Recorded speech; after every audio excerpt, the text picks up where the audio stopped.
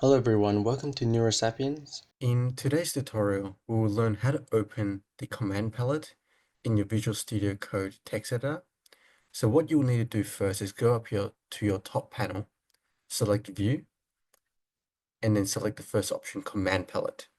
This will then open the command palette for you and show you all the different options, like how to show your call hierarchy, how to show incoming, outgoing calls, and so on. Alternatively, what you could do is you can use the keyboard shortcut Control plus Shift plus P if you're on a Windows, or if you're on a Mac, you can use Command plus Shift plus P, and this will also show you the command palette.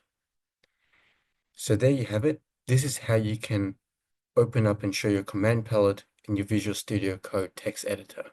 If you found this tutorial helpful, please give it a thumbs up, subscribe and click the notification bell for weekly videos. Please share the video with anyone who you think would benefit from the content and comment below what topics you would like to learn.